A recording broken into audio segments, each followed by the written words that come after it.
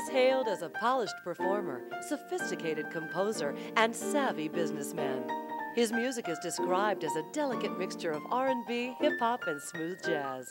But to legions of fans in the Washington-Baltimore area, he's simply Marcus Johnson, a local success story straight out of Silver Spring, Maryland.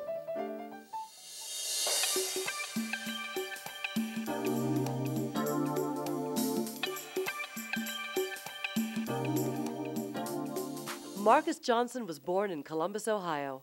When he was 2 years old, his parents, Roosevelt and Willa, were both offered teaching positions at Howard University. The couple moved to Silver Spring, Maryland with Marcus and his older sister, Lisa.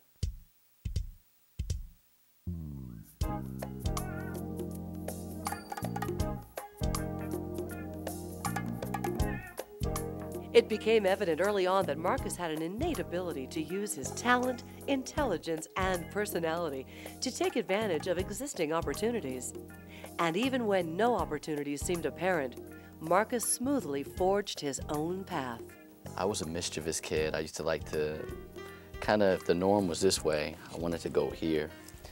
Later in life, I learned about Thoreau's theory as it relates to marching to your own drummer. And my parents definitely instilled that in me, to be an individual. Marcus was this type of a child.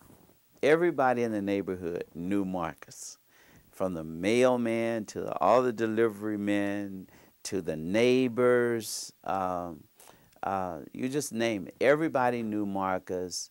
I remember once when he flew across country to visit his aunt, my sister, in California. And before we took off, Marcus had actually became friends with the pilot on this 747, and he allowed Marcus to push a button to start one of the engines. So that's the type of a guy Marcus was. But Marcus's ability to meet and greet didn't always play well at home. If you say one, he's got to say 2 and 3. You know, he has to answer you plus some. And what he's saying makes an awful lot of sense. But you get very, as a parent, you get very, hush, be quiet. And finally you just say, you know, shut up, Marcus. And he's like, but Mom.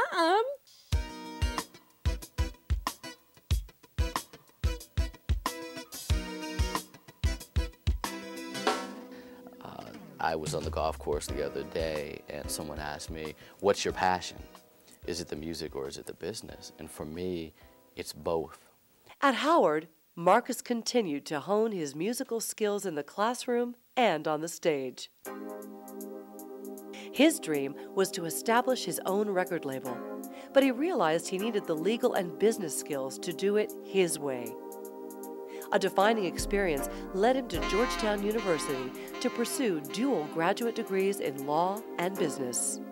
In a conversation I had with Marcus, he decided to get a law degree because he wanted to be able to sit at the table and understand what those music contracts were all about, so that even though he may have legal representation, he would understand what the deal was about and certain things that should or should not be included in the contract and how to protect his interests. I had a great experience in the music business, which led me to law school, and it was really getting screwed by one of the major companies, and I was given no guidance in a particular situation and really lost out on something. So on the way back, I promised myself that I would never be in that position again.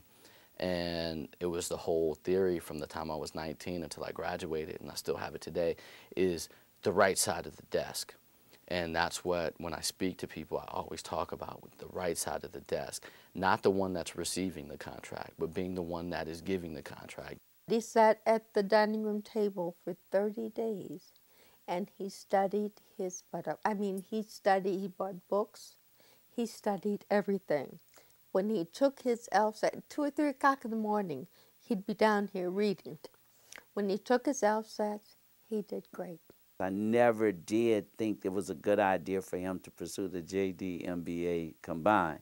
I would have been much more conservative, and I would have done, which I advised him, and he ignored my advice. And I'm very pleased that he ignored my advice. As a law and business student, Marcus kept his musical career moving forward, even managing to produce his own CD. I was going home one night and I heard something on the radio, and I ran upstairs to my studio in my apartment, and I wrote a song. And it ended up being a song entitled Maxin, which is the second song on the CD of Lessons in Love. And I had the opportunity of either interning and making about $2,000 a week that summer or starting my company. And that is right about the same time when my mother said the quote, "It's time for you to start working for your dream instead of chasing it." So I asked my sister, you know, the big doctor, MD, she could help me out. And she said, well, let me see a business plan. Let me see how I'm going to get my money back. And she wasn't really worried about whether or not she was going to get her money back. She was worried about whether or not I had a plan. Put the business plan together. She gave me the money. I said, well, if I can do this with my sister, let me go talk to some other people. The financial backing he received made Marcus's first CD, Lessons in Love, a reality. From there, it was selling it at Georgetown Law School. I sold my first 500 units, I think, in a week and a half. With spirituality, strategy, and artistry as his keys, Marcus Johnson continues to unlock the doors to his own creative talents and his entrepreneurial goals.